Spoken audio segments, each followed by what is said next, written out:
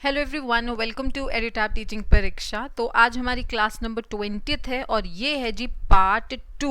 Okay, part 2 related to what we have already done. एक पार्ट हम इसका ऑलरेडी कर चुके हैं। हम बात कर रहे हैं यहाँ पे एक थ्योरी की, एक सिद्धांतकार की, जिसको हम कंटिन्यू कर रहे हैं इस सीरीज में। ठीक है, आगे जाने से पहले मैंने पिछली बार आपसे एक थॉट शेयर किया था और मैंने आपको बोला था कि अगर आप कोई भी चीज़ अपनी लाइफ में करना चाहते हैं तो प्लीज़ ज़्यादा इंतज़ार मत कीजिए, उसको स्टार्ट कीजिए।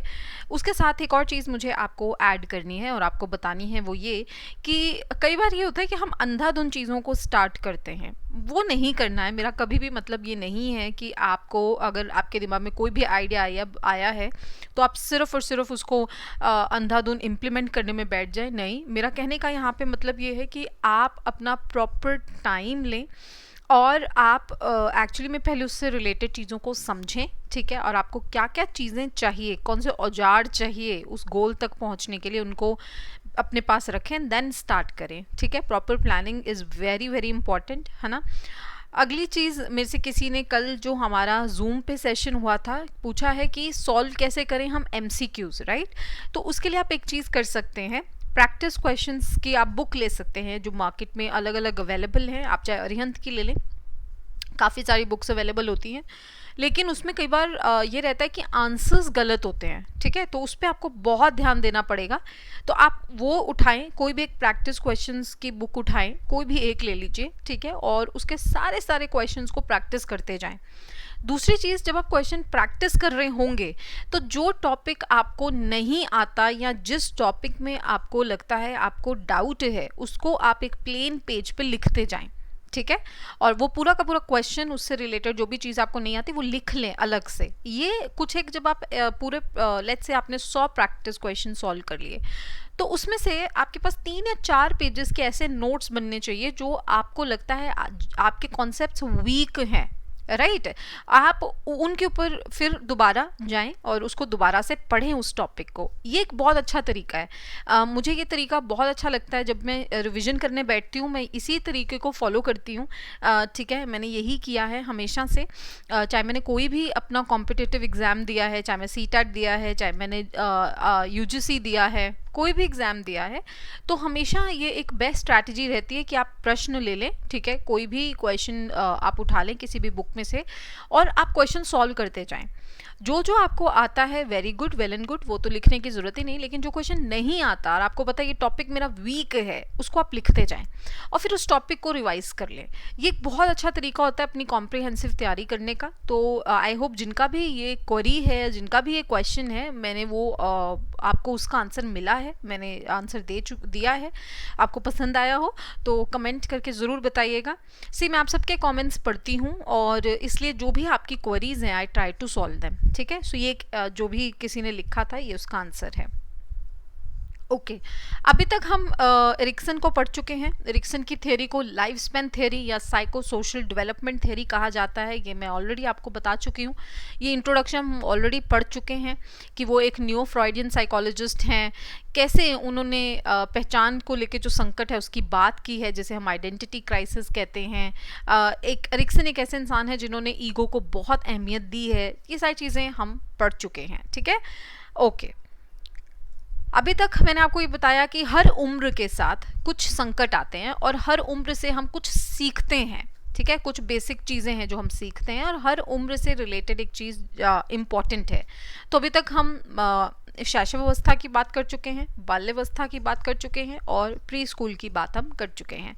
ठीक है, और मैं आपको इसके बारे में बता चुकी हूँ कि कैसे आपको इसको जो है वो पढ़ना है। ठीक है, अब चलते हैं स्कूल एज पढ़ेंगे, एडोलेसेंस को पढ़ेंगे कि स्कूल एज में कैसे आपके सामने संकट आते हैं, कौन सा वर्च्यू आप डेवलप करते हैं। इसी तरीके से एडोलेसेंस होता है और फिर यंग अडल्टहुड और मिडिल अडल्टहुड की हम बात करेंगे।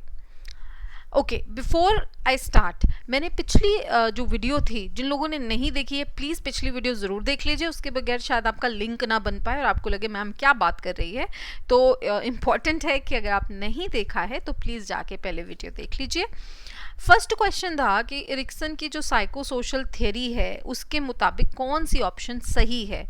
तो I am very very happy, आप लोगों ने बहुत सही आंसर दिए हैं और मैंने कमेंट में पढ़े। I am seriously very happy. इसका मतलब है आपको समझ में आ गई हैं चीज़ें।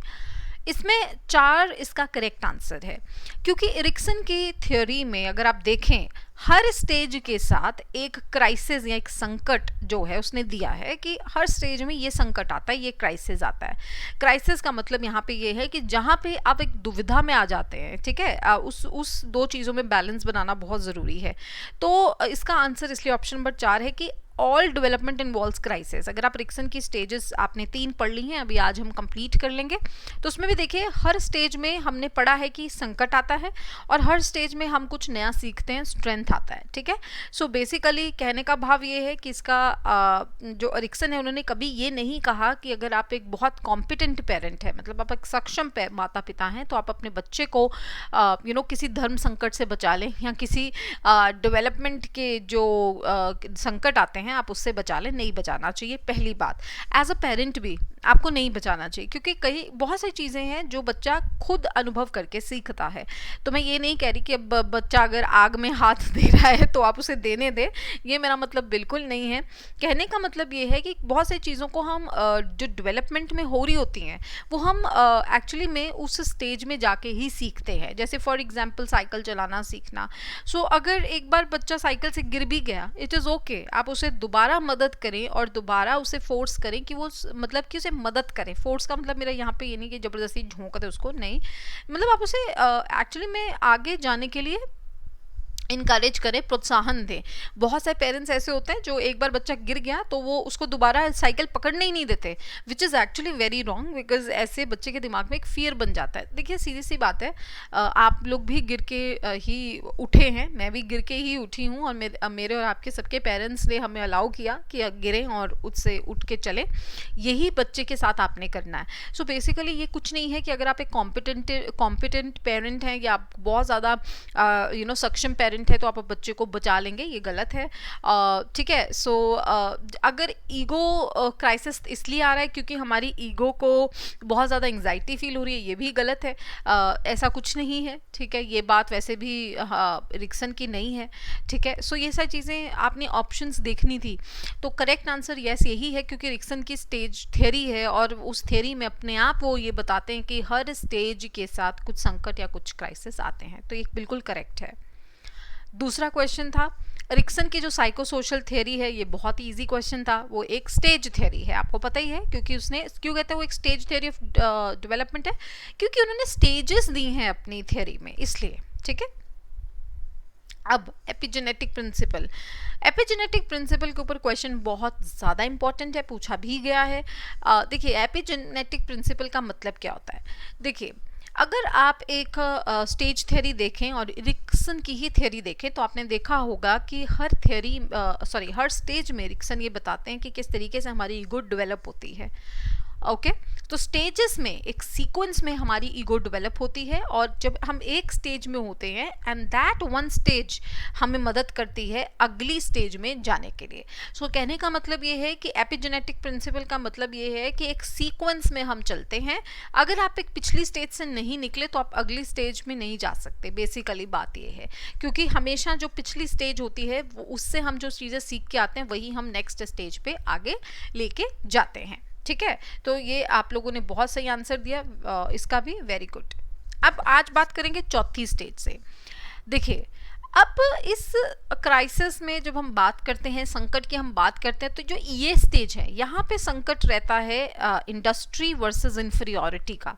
इंडस्ट्री का मतलब है तुम्हारे अंदर कितनी कॉम्पिटेंस है चीज़ों को करने की, कितनी हिम्मत है चीज़ों को करने की, कि नहीं है, ठीक है। अब देखो 5 से 12 साल की जो उम्र होती है, ठीक है, इस समय हम सीख रहे हैं चीज़ों को लर्न करना, ठीक है। सम बेसिक हमें अरिथमेटिक सिखाई जाती है, प्लस माइनस सिखाया जाता है, हमें इनकरेज किया जाता है अपना खुद का काम खुद करने के लिए। 5 से 12 साल में पेरेंट्स एक्सपेक्ट करते हैं कि बच्चा अपना खुद का काम खुद करे। ऑब्वियसली खाना खुद खा रहे हो, पानी खुद पी रहे हैं लेके, खुद होमवर्क कर रहे हैं, पेरेंट्स अगर हेल्प कर रहे हैं पास में बैठ कर, बच्चा खुद लिख रहा है। ऐसे नहीं आप करेंगे कि आप उसका हाथ पकड़ पकड़ के लिखाएंगे, नो।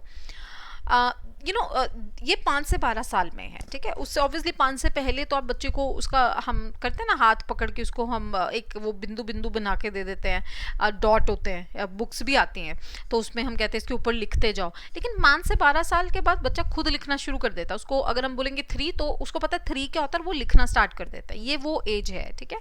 सो यहाँ पे बच्चा खुद अपने सारे काम करना स्टार्ट कर देता है। लेकिन सबसे इंपॉर्टेंट यहाँ पे आता है स्कूल है। देखो, आप स्कूल की एज है ये, आप स्कूल में जा रहे हैं, आप अपने सबसे आफ्टर पेरेंट्स जो इम्पोर्टेंट है वो है टीचर। मतलब कि अभी तक 5 साल तक सबसे गहरा प्रभाव पड़ेगा बच्चे के ऊपर पेरेंट्स का, ठीक है। अब नेक्स्ट किसका पड़ेगा, टीचर का, ठीक है। तो ऑब्वियसली हम कहते हैं ना कि teacher is your second parent, है ना। तो क्योंकि आफ्टर घर अगर हम सबसे ज़्यादा टाइम स्पेंड करते हैं तो स्कूल में करते हैं, है ना। अब पता नहीं आगे कैसा स्कूल होगा कोरोना की वजह से, बट देन अभी तक तो यही था कि अगर आप घर में हैं 5 साल की उम्र तक तो आप पूरा अपनी फैमिली के आसपास है। इनफैक्ट आप 5 साल से पहले ही स्कूल में चले जाते हैं आजकल तो हम, है ना, प्री स्कूल्स में हम चले जाते हैं। अब ये प्रॉपर स्कूल वाली बात मैं कर रही हूँ। तो आप प्रॉपर स्कूल में हैं, आप अपनी टीचर के साथ उस कांटेक्ट में आ रहे हैं। तो यहाँ टीचर जो होती है, जो अध्यापक होता है, उनका बहुत ज़्यादा अहमियत रोल है, क्योंकि वो आपको कुछ एक कौशल सिखाने वाले हैं, ठीक है। तो यहाँ पे क्या होगा, आप स्कूल में गए, आपके दोस्त हैं, आपके पीयर ग्रुप हैं, उनके साथ आप खेलते हैं, आपकी जो सेल्फ एस्टीम है वो उनके साथ जो है वो बनती है। अब ये जो एज है, इसमें मैंने आपको पहले ही कहा टीचर बहुत इंपॉर्टेंट रोल प्ले करता है। ये वो एज है जहाँ पे आप स्कूल में गए, आपने नई नई चीज़ें सीखी, आपने दोस्त बनाए और आप इनकरेज हुए कि अच्छा मुझे ये करना है, मुझे नई नई चीज़ें आप सीखते हैं और आपका करने का मन करता है, ठीक है। आपने वो देखा ही होगा कि कई बार टीचर्स को एक प्रोजेक्ट दे देते हैं बच्चे को और बच्चा बड़ा खुश होकर उस प्रोजेक्ट को करता है, क्योंकि उनको लगता है कि हम कॉम्पिटेंट हैं, हम ये कर सकते हैं। उनको अपने ऊपर विश्वास आता है कि मैं ये गोल अचीव कर सकता हूँ। अगर इसको आपने इनकरेज नहीं किया इस चीज़ को बच्चे के अंदर, कई बार पेरेंट्स रोकते हैं कि क्या फालतू के गेम्स खेल रहे हो, फालतू की है ये चीज़, इससे कुछ नहीं होगा, ब्ला ब्ला। तो ऐसे नहीं करना, क्योंकि बच्चे के अंदर इन्फीरियॉरिटी कॉम्प्लेक्स आ जाता है। उसको अपने ऊपर, अपनी जो उसकी काबिलियत है, उसकी जो क्षमता है, उसके ऊपर उसको डाउट होना स्टार्ट हो जाता है और उनको लगता है कि नहीं, हम ये चीज़ नहीं कर सकते। और इससे क्या होता है कि उनकी जो पोटेंशियल है वो जो है पूरी नहीं हो पाती, है ना, मतलब वो उभर के बाहर नहीं आ पाते। क्योंकि देखिए, आपको कुछ एक चीज़ें आनी चाहिए अगर आप एक सोसाइटी में सर्वाइव करना चाहते हैं। सीधी सी बात है, अगर मैं चाहती हूँ मेरा बच्चा सोसाइटी में सर्वाइव करे तो उसको कुछ कौशल तो आने ही चाहिए, ठीक है। अगर उसको वो कौशल नहीं आते तो उसके अंदर क्या होगा, वो सोसाइटी में उठ बैठ नहीं पाएगा, उसको शर्म आएगी, बाहर जाएगा तो उसके अंदर हीन भावना आएगी, उसको लगेगा कि नहीं, आई एम नॉट गुड, है ना, मैं उतना अच्छा नहीं हूँ जितने दूसरे लोग हैं, कंपेयर करेंगे अपने आप को। तो क्या होगा, एक तरीके का उनको इन्फीरियॉरिटी कॉम्प्लेक्स उनके अंदर आता जाएगा। देखिए, मैं ये नहीं कह रही कि फेलियर नहीं होना चाहिए, बिल्कुल भी यस, फेलियर होना चाहिए, क्योंकि फेलियर इंपॉर्टेंट है। अगर हम फेल होते हैं, ठीक है, तो हम बहुत सारी चीज़ें सीखते हैं और कहते हैं कि फेल से कहीं ना कहीं आपके अंदर मॉडेस्टी आती है ना, आपके अंदर कहीं ना कहीं हर चीज़ को समझने की भावना आ जाती है। अगर आप हमेशा सक्सेसफुल होते रहे, अगर आपका बच्चा हमेशा फर्स्ट आ रहा है, फर्स्ट आ रहा है, वो हार को कभी नहीं ले पाएगा। तो ये बहुत इंपॉर्टेंट है। देखिए, आप समझ रहे हैं, एरिक्सन ने यही कहा है, हर स्टेज में एक बैलेंस जरूरी है, कि अगर बच्चा फेल हो रहा है, द सेम टाइम उसको सक्सेस मिल रही है, फेलियर है, तो वो दोनों बैलेंस होना चाहिए। कभी कभी फेलियर भी इम्पॉर्टेंट होता है, ठीक है। सो वो बैलेंस बहुत ज़्यादा ज़रूरी है। अगर यहाँ पे ये उम्र आपने अच्छे से निकाल दी, स्टेज को आपने अच्छे से निकाल दिया, तो बच्चा ये सीख जाता है कि मेरे अंदर इतनी क्षमता है, मैं इतना कॉम्पिटेंट हूँ कि मैं किसी चीज़ को कर सकता हूँ। यही आपने बच्चे को यहाँ से सिखाना है। ओके, फिर है जी 5वीं स्टेज। 5वीं स्टेज में आते ही बच्चा जो है उसमें जो इम्पॉर्टेंट है वो है आइडेंटिटी वर्सेस रोल कन्फ्यूजन, ठीक है। 5वीं वो स्टेज है जहाँ पे एडोलेसेंस स्टेज हम इसे बोलते हैं, एक किशोर अवस्था वाली उम्र है। ये वो उम्र है जो 12 से 18 साल में बहुत सारे चेंजेस, ना केवल शारीरिक तौर पर, मानसिक तौर पर बहुत सारे चेंजेस आ रहे होते हैं। इंसान अपने आप को लेके बहुत ज़्यादा कॉन्शियस हो जाता है, बहुत ज़्यादा उसको समझ में नहीं आ रही होती कि उसको क्या रोल है उसका सोसाइटी में, उसकी आइडेंटिटी क्या है सोसाइटी में। तो यहाँ पे आप अपनी पर्सनल आइडेंटिटी के लिए सर्च करते हैं, आप अपने सेल्फ के लिए सर्च करते हैं। तो बेसिकली ये एक ट्रांजिशन फेज है आपके बाल्यावस्था से जब आप वयस्कता की तरफ जा रहे हैं, अडल्टहुड की तरफ जा रहे हैं, उसके बीच में ट्रांजिशन आती है जिसे आप एडलेसेंट कहते हैं, एक किशोरावस्था कहते हैं। किशोरावस्था एक ऐसी उम्र जहाँ पे आप ज़्यादा इंडिपेंडेंट होंगे, आप अपने फ्यूचर की तरफ देख रहे हैं, करियर को देख रहे हैं, आपके रिलेशनशिप्स इंपॉर्टेंट है, फैमिली इंपॉर्टेंट है, ये सारी चीज़ें है ना। और आप हमेशा कोशिश कर रहे हैं कि कैसे आप एक सोसाइटी में फिट होंगे, कहाँ फिट होंगे, कैसे, कौन सी जगह को हम बिलोंग करते हैं, मेरा रोल क्या है सोसाइटी में, मुझे अपने आगे करियर में क्या बनना है, ये इतने सारे प्रश्न।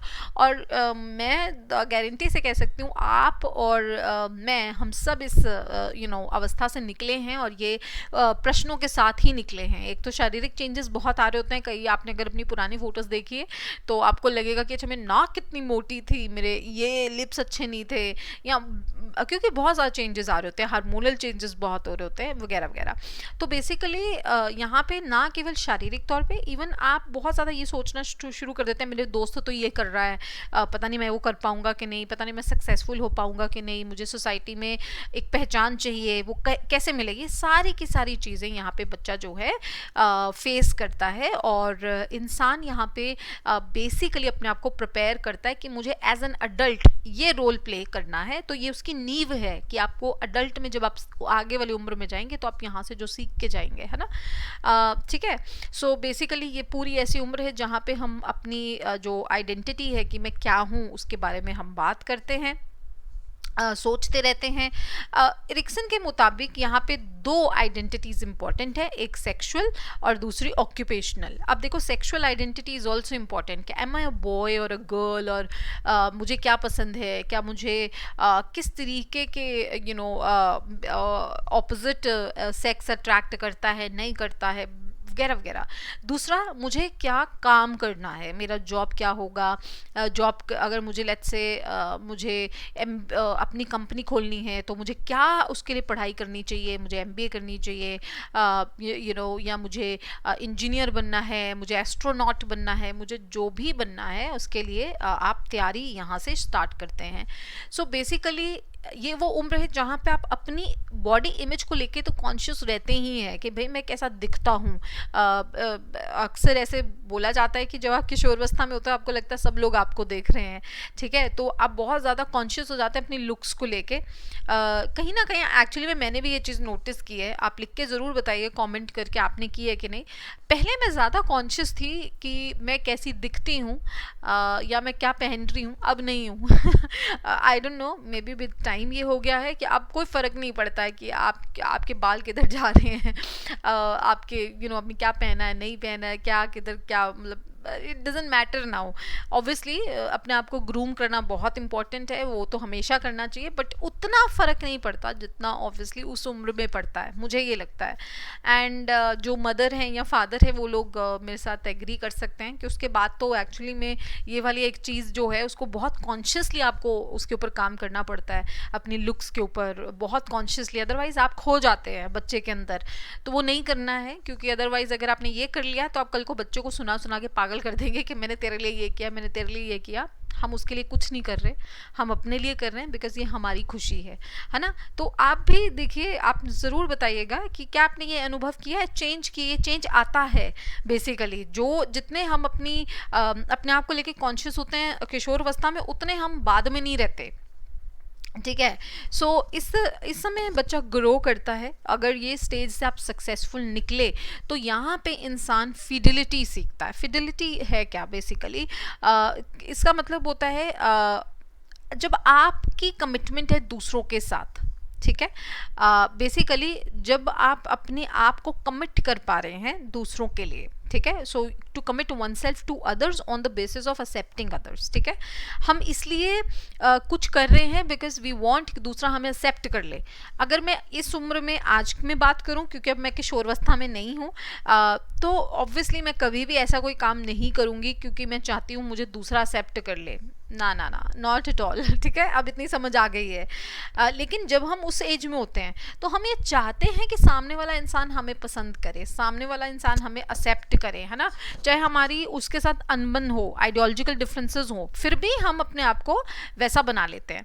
ठीक है, और बहुत मतलब ये एक सैड सी बात है, रिलेशनशिप में अक्सर ऐसे होता है कि हम बेसिकली अपने आप को वैसा बना लेते हैं जब जैसा दूसरा हम चाहता है हमें देखना, और फिर हम कुछ और बन जाते हैं, फिर हमें बहुत दिक्कतें आती हैं। तो एडोलेसेंस में ये हम ज़रूर करते हैं। ये एक चीज़ है, मैंने बहुत ज़्यादा अनुभव की है, अपने पर्सनल एक्सपीरियंस से बता रही हूँ। मैंने जितने भी रिलेशनशिप काउंसलिंग्स की हैं उसमें ये एक बहुत ही टिपिकल पैटर्न है। अगर आप यंग एज में एक रिलेशनशिप में होते हैं तो ये करना इंसान कर देता है। लेकिन ये इसमें यहाँ पे सिर्फ कैच ये है कि आपको ऑब्वियस सी बात है, सीधी सी बात है, करना है ये कि दूसरा आपको एक्सेप्ट करे, करना भी चाहिए दूसरे के लिए, लेकिन अपने आप को भुला के नहीं करना है, अपनी आइडेंटिटी गवा के नहीं करना है। तो ये वाला जो क्राइसिस है ये इस स्टेज पे बहुत ज़्यादा बना रहता है। ओके तो अगर आप अपनी सोसाइटी में एक इमेज नहीं, एक आइडेंटिटी नहीं क्रिएट कर पा रहे, आपको पता ही नहीं ये आगे चल के मुझे बनना क्या है, तो इंसान को हमेशा रोल कन्फ्यूजन रहता है। ठीक है, उसको नहीं श्योर नहीं होता कि मेरी सोसाइटी में जगह क्या है, हमेशा एक उलझन में रहेगा। ठीक है, और ये वो उम्र होती है जहाँ पे आप बेसिकली बहुत सारी चीज़ों में फंसते चले जाते हैं, क्योंकि अगर आपको क्लैरिटी ही नहीं है ना। हम ये कहते हैं कि आप मानेंगे नहीं, मतलब मैं आपको एक उदाहरण देती हूँ। मैं आईएएस के बैच को पढ़ा रही थी, तो मैं एथिक्स पढ़ा रही थी। तो वहाँ पे मैंने एक दिन ऐसी क्लास में पूछा कि आप में से कितने लोग हैं जो अपनी मर्जी से आईएएस बनना चाहते हैं, मतलब किसी ने कभी कहा नहीं कि आपको बनना है। 98% लोग जो थे उन्होंने कहा कि हम किसी की वजह से बनना चाहते हैं, या तो नेबरहुड में देख लिया, या मम्मी पापा ने फोर्स करके बिठा दिया, रिश्तेदारों ने फोर्स किया, वगैरह वगैरह।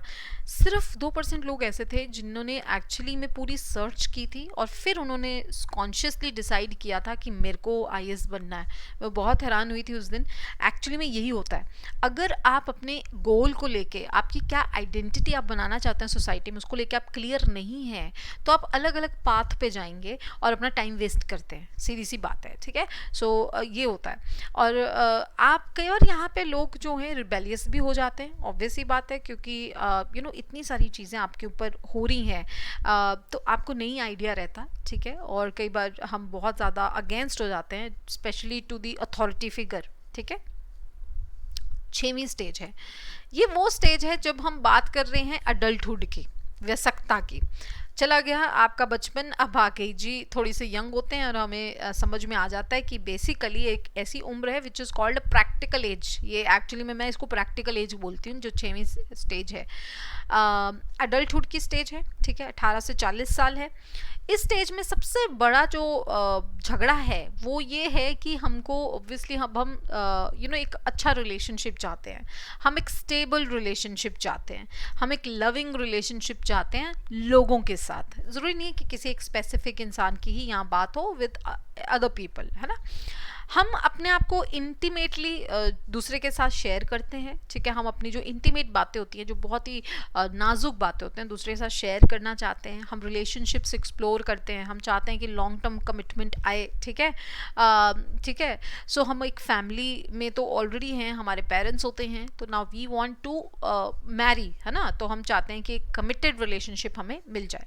अगर इस एज पे सब कुछ सही रहता है, एक अच्छा रिलेशनशिप मिल जाता है, केयर मिल जाती है एक रिश्ते में, तो क्या है, एक लव का जो वर्च्यू है, एक शक्ति है, प्यार, वो हम समझ जाते हैं और वो हम डेवलप कर लेते हैं। लेकिन अगर बहुत सारे लोग ऐसे होते हैं उनको नहीं भी मिल पाती वो कमिटमेंट, वो इंटीमेसी, वो केयर एक रिश्ते में, तो दे फील आइसोलेटेड, उनको अकेलापन महसूस होता है ना, उनको बहुत ज़्यादा लोनलीनेस आ जाती है, और कई बार लोग जो है वो डिप्रेशन में भी चले जाते हैं। आपने देखा होगा कि समटाइम्स 18 से 40 वाली एक उम्र होती है कि इंसान कहीं पे भी अटैच नहीं हो पाता, क्योंकि शायद उसको वो केयर, वो लव मिला ही नहीं होता किसी रिलेशनशिप में। ठीक है, सो ये वो उम्र है। ओके, अब आती है हमारी 7वीं स्टेज। देखिए ये जो 7th स्टेज है इसको हम कहते हैं कि भाई ये 40 से 65 ईयर्स वाली जो उम्र होती है ये वो स्टेज होती है, 7th स्टेज है। ये इम्पॉर्टेंट इसलिए क्योंकि एक मिडिल अडल्टहुड है, ठीक है। अब देखिए क्या है, साइकोलॉजिकली अगर हम ये कहें, जनरेटिविटी का मतलब होता है जब हम चाहते हैं हम एक सोसाइटी में अपना एक छाप छोड़ जाएं, वो जनरेटिविटी है, ठीक है। और हम सब चाहते हैं, जैसे फॉर एग्जांपल अभी तो ऑब्वियसली बहुत दूर हूँ मैं इस स्टेज में आने से, अभी मैं स्टेज 6 पे हूँ, मैं अपना एग्जांपल देती हूँ। तो जो भी काम मैं आज कर रही हूँ उसके बेसिस पे मुझे आगे जाना जाएगा, ठीक है। सपोज करें कल मैं इस दुनिया में नहीं भी हूँ तो अगर कोई मेरे ये लेक्चर्स देख भी रहे होंगे तो वो मुझे जानते होंगे मेरे काम से, आप समझ रहे हैं, ये जनरेटिविटी होता है। आप बेसिकली एक अपना मार्क छोड़ के जाते हैं इस दुनिया पे, ठीक है, और आप चीज़ों को इस तरीके से क्रिएट करते हैं, इस तरीके से बनाते हैं, नर्चर करते हैं कि वो रहें, हमेशा रहें, है ना। सो हम बेसिकली ये जो उम्र होती है वहाँ पे हम सोचते हैं how to give back to society, society को वापस कैसे देना है, क्योंकि अभी तक तो हमने सोसाइटी से लिया है, ठीक है। तो अब हम वापस कैसे देंगे सोसाइटी को, अपने बच्चों को बड़ा करके, ठीक है, उनको प्रोडक्टिव बना के, ठीक है, ताकि वो अपनी कम्युनिटी में एक्टिवली इन्वॉल्व हो और अपना जो पार्टिसिपेशन है वो दे सके, ठीक है। सो क्या होता है, जनरेटिविटी के थ्रू हम जो है प्रोडक्टिव बनते हैं और हम एक सोसाइटी का पार्ट बनते हैं, ठीक है। ऑब्वियस सी बात है। अगेन देखिए इस उम्र में अगर आप आपने अच्छे काम किए हैं, आपने बहुत अच्छा दिया है, जो भी काम आप कर रहे हैं उसमें आपने बहुत अच्छे एफर्ट्स दिए हैं, तो आपको हमेशा वो अकम्पलिशमेंट महसूस होगी, आपको यूज़फुलनेस महसूस होगी। लेकिन अगर आप वो नहीं कर पा रहे तो आपको इन्वॉल्वमेंट महसूस नहीं होगी दुनिया में, आपको बहुत शैलो फीलिंग आएगी, ठीक है। बेसिकली कहने का मतलब ये है कि आप अनप्रोडक्टिव हो जाएंगे, आप बहुत ज़्यादा स्टैग्नेंट हो जाएंगे, आप अटक जाएंगे चीज़ों में, आपको लगेगा कि दुनिया में कोई फ़ायदा नहीं है किसी चीज़ का। सो ये बहुत ज़रूरी है कि आपको ये चीज़ रियलाइज़ हो कि आपके जो एफ़र्ट्स हैं वो काउंट करते हैं और वो एक इम्पॉर्टेंट रोल जो है वो अदा करते हैं। सो अगर ऐसा नहीं हो पाए, अगर आपको लगे कि मेरा तो कोई रोल ही नहीं है इस दुनिया में, है ना, तो आपको डिस्कनेक्टेड फील होगा सोसाइटी के साथ, आपको इन्वॉल्व फील ही नहीं होगा। इसलिए बहुत ज़रूरी है कि आप कोई ना कोई काम ज़रूर करें। इसलिए मैं हमेशा ये चीज़ रिक्वेस्ट करती हूँ, स्पेशली टू दी हाउसवाइफ्स ऑल्सो, अगर आपको मतलब please do something for your self. मैं ये नहीं कह रही कि घर का काम करना बुरी बात है, बहुत अच्छी बात है, करना भी चाहिए। मैं खुद सारे घर का काम करती हूँ, मैं आपसे झूठ नहीं बोलूँगी, ठीक है। मैं जॉब भी करती हूँ, but then I manage my house also. So it's a 24/7 job, 24 घंटे से भी ज़्यादा का काम होता है, ठीक है। एक एक चीज़ के लिए आपके ऊपर लोगों की डिपेंडेंसी होती है, ठीक है।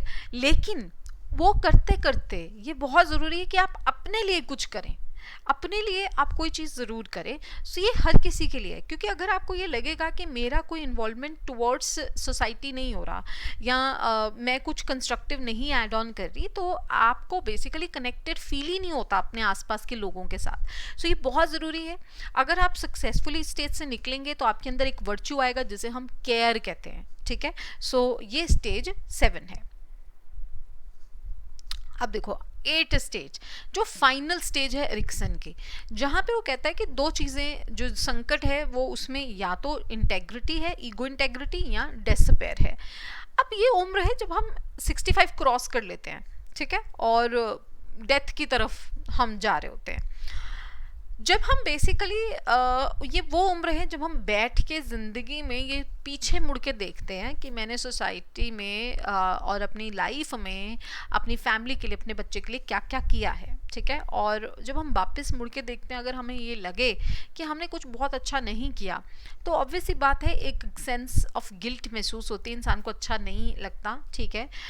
उनको बेसिकली ऐसे लगता है कि मैंने पता नहीं क्यों जी ज़िंदगी, रिग्रेट फील होता है कि मैंने कुछ करना चाहता था या मैंने नहीं किया। इसलिए कहा जाता है कि रिग्रेट करना ज़िंदगी में सबसे ख़तरनाक चीज़ है।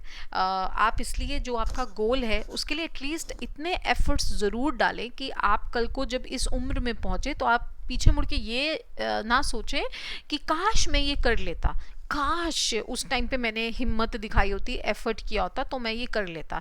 क्योंकि वो जो काश है वो सबसे डेंजरस चीज़ है। ये नहीं होना चाहिए। सो आप इसको अपने ग्रैंड पेरेंट्स के साथ रिलेट करके ज़रूर आपको याद रहेगी ये चीज़ कि ईगो इंटेग्रिटी वर्सेस डिसअपेयर में यही है कि आप रिफ्लेक्ट करते हैं अपनी ज़िंदगी में। रिफ्लेक्ट करने का मतलब है जो आज तक करके आए हैं उसको देखना, है ना, उसके बारे में सोचना, और देखते हैं आपके गोल्स आए कि नहीं। अगर आपने कोई गोल अचीव नहीं किया और आपने कभी उसके लिए मेहनत भी नहीं की, तो आपको ज़्यादा बुरा लगता है, बिटर फीलिंग आती है। ठीक है, मेरे जो फादर थे, उन्होंने मुझे हमेशा से एक चीज़ सिखाई थी कि मतलब कुछ भी करो अपनी लाइफ में, बट रिग्रेट नहीं होना चाहिए। कोई भी अगर आप डिसीजन लेते हैं तो कॉन्शियसली पहले तो उस डिसीजन को लें, क्योंकि आप खुद लेंगे उस डिसीजन को तो आप उसके ओनर होंगे। तो अच्छा होगा बुरा होगा आप किसी पे डाल नहीं सकते वो चीज़। और दूसरी चीज़, आप इस तरीके से अपनी ज़िंदगी को जिए कि जिस दिन आपका लास्ट डे हो आपको किसी तरीके का रिग्रेट नहीं रहना चाहिए लाइफ में कि अच्छा मुझे ये करना था मैं ये कर नहीं पाया। So this is the reason, मैंने ये बात हमेशा अपनी गांठ बांधी है और मैं इस बात को हमेशा फॉलो करती हूँ। दिस इज़ द रीज़न कि मैंने इमीडिएटली स्टार्ट किया वर्किंग अगेन, बिकॉज मुझे सेन रहना है। I don't want to tell my child बड़े होके कि मैंने तुम्हारे लिए अपनी जॉब छोड़ी। नहीं, मैंने उसके लिए कुछ नहीं किया, मैंने जो कि अपनी खुशी के लिए किया, बिकॉज मैं उसको चाहती थी वो इस दुनिया में आए। उसने तो नहीं कहा था कि मुझे आप इस दुनिया में लेके आए, मैं लेके आई हूँ। तो ऑब्वियस सी बात है कि आप इस उम्र में ये सारी चीज़ों के ऊपर फोकस करते हैं। तो ये आपको याद रखना है। मैं आपको इसलिए बोल रही हूँ ग्रैंड पेरेंट्स को याद में रखिए, क्योंकि आप रिलेट कर पाएंगे अपनी लाइफ में। आसपास देखिए चीज़ों को, आपको बहुत इजीली स्टेजेस याद हो जाएंगे। लेकिन हाँ, अगर आप रट्टा मारने बैठेंगे तो आपको नहीं याद होगी।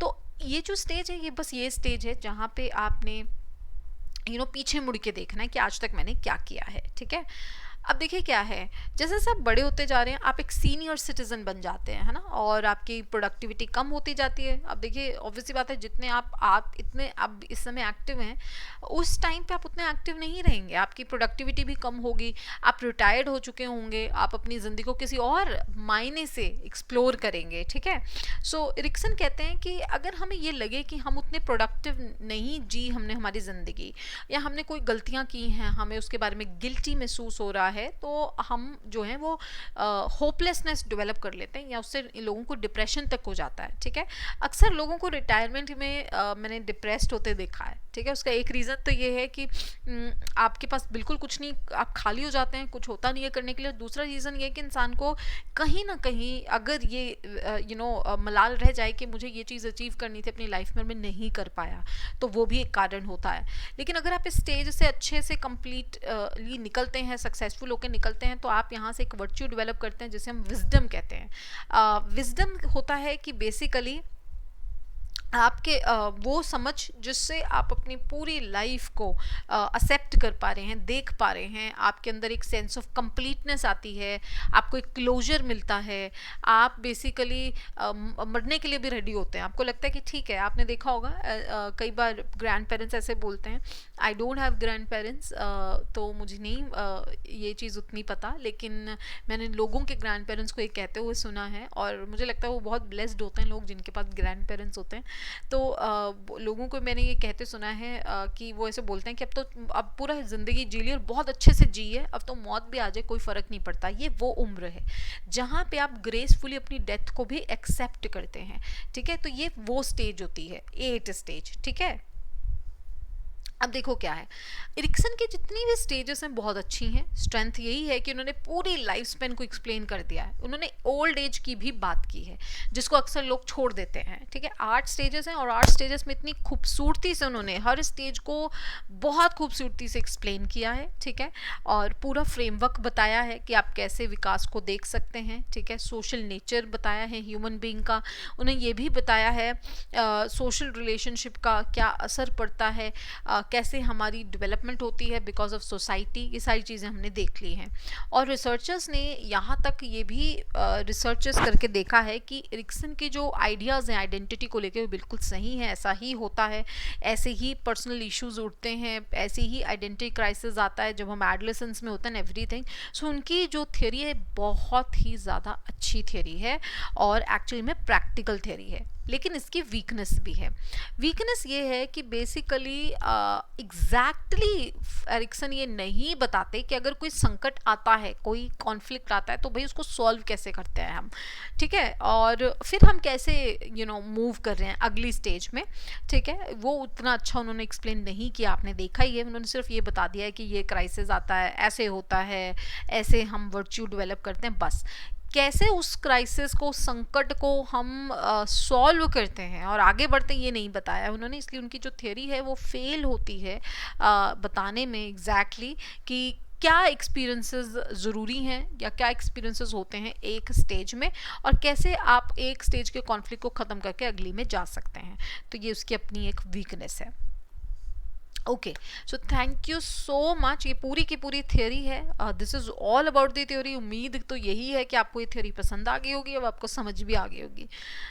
कुछ भी डाउट है कमेंट ज़रूर कीजिएगा, मैं आपको पता है मैं पढ़ती हूँ और फिर मैं रिप्लाई ज़रूर करती हूँ उस कमेंट का, ठीक है। और किसी का एक कमेंट है, उन्होंने मुझे ये पूछा था कि बेसिकली अगर कोई एक इंसान सिर्फ और सिर्फ किसी गोल को लेके सोचता रहता है और उसके लिए कोई एक्शन नहीं करता है, और ऑब्वियस ही बात है इमेजिन करता रहता है कि क्या वो सही है, नहीं, वो बिल्कुल सही नहीं है, इट इज़ रॉन्ग।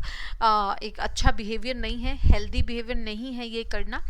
उसका सबसे अच्छा समाधान है गो टू समबडी जो आपकी बात सुने, या वो काउंसलर हो सकते हैं, या वो साइकोलॉजिस्ट हो सकते हैं, या वो एक थेरेपिस्ट हो सकते हैं। उनसे जाके बात कीजिए एंड ज़्यादा से ज़्यादा अपनी इस चीज़ को लेके बात कीजिए, और वो आपको मदद करेंगे कि आपने कैसे अपनी जो गोल है उसको, एक बड़े गोल को स्टेप्स में डिवाइड करना है और फिर उसके ऊपर काम करना है।